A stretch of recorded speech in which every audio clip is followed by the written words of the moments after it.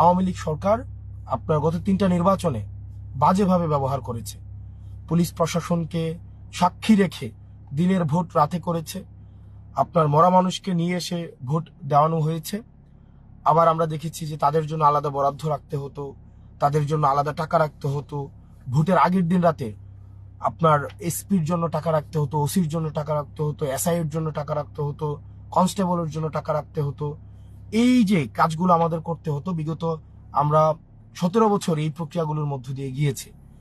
এবার পুলিশ প্রশাসনের ভাইয়েরা আপনারা যারা আছেন, আপনাদের কাছে অনুরোধ থাকবে যে আপনাদের প্রতি মানুষের অনাস্থা তৈরি হয়েছে। এটা এটা এটা সত্য। দীর্ঘ 1.5 দশকেরও আপনাদেরকে যেভাবে সক্রিয়ভাবে ফেসিবাদী কাঠামো আপনাদেরকে ব্যবহার করেছে, সেটির কারণে আপনাদের প্রতি কিন্তু একটা অনাস্থা তৈরি হয়েছে। এই অনাস্থা থেকে আপনার মানুষের আস্থায় ফিরে আসার উপলক্ষটা হোক এই নির্বাচন।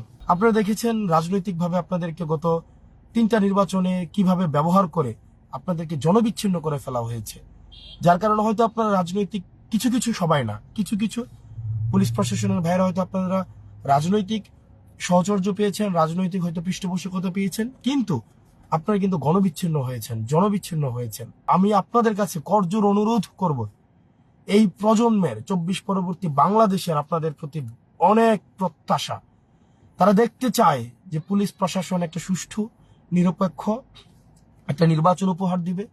তারা কোনো পক্ষ অবলম্বন করবে না। পুলিশ প্রশাসন বিএনপিরও হবে না, তারা জামাতেরও হবে না, তারা এনসিপিরও হবে না, তারা জনগণের হবে এবং তারা জনগণের ভোটাধিকার নিশ্চিত করবে। কি বুঝলেন ভাই?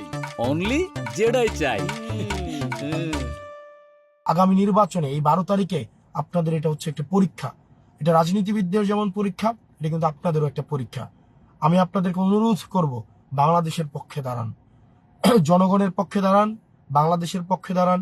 নিরপেক্ষভাবে মানুষ যাকে ভোট দিয়ে নির্বাচিত করতে চায়, আপনারা ভোট প্রক্রিয়াটাকে আপনারা হচ্ছেন আপনাদের যে দায়িত্ব, সেই দায়িত্বটাই হচ্ছে আপনারা যথাযথভাবে পালন করুন।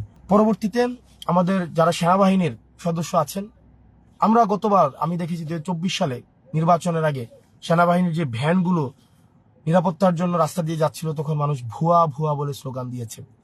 আমি ব্যক্তিগতভাবে যখন সেনাবাহিনীর মানুষের সাথে কথা বলি, কর্মকর্তা কর্মচারীদের সাথে কথা বলি, সৈনিকদের সাথে কথা বলি, অফিসারদের সাথে কথা বলি, আমি দেখেছি দেশের প্রতি তাদের যে আন্তরিকতা, প্রত্যেকটা মাটির প্রতি তাদের যে দায়বদ্ধতা, দেশের মানুষের প্রতি যে তাদের মমতা বোধ, যে দায়িত্ব বোধ, সেটি সবসময় আমাকে অনেক বেশি দেশের প্রতি আরো বেশি রেসপেক্টফুল করেছে, তাদের প্রতি আরো বেশি আমাকে রেসপেক্টফুল করেছে। সেই জায়গা থেকে সেনাবাহিনীর বেশ কিছু কতিপয় সদস্যরা এই ইনস্টিটিউশনের সম্মানটাকে নষ্ট করেছে। আপনারা সেনাবাহিনীর সদস্য যারা আছেন, আপনারা যেভাবে জুলাইয়ে বাংলাদেশের পক্ষে রাস্তায় নেমে এসেছিলেন, জনতার পক্ষে রাস্তায় ছিলেন, আমরা প্রত্যাশা করি এই নির্বাচনে আপনাদের যে ভূমিকা, সেই ভূমিকা আপনারা যথাযথভাবে আপনারা রাখবেন। প্রশাসন, পুলিশ, মিডিয়া এবং সেনাবাহিনী আপনারা যারা আছেন, আপনাদের প্রতি অনুরোধ থাকবে, আপনারা আবার নিরপেক্ষ ভূমিকা পালন করুন।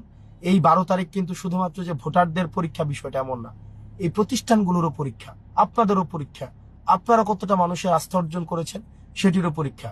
সেই জন্য আমরা প্রত্যাশা করি আপনারা গণবিরোধী অবস্থান নেবেন না, আপনি জনতার পক্ষে, গণমানুষের পক্ষে, বাংলাদেশের পক্ষে অবস্থান নেবেন।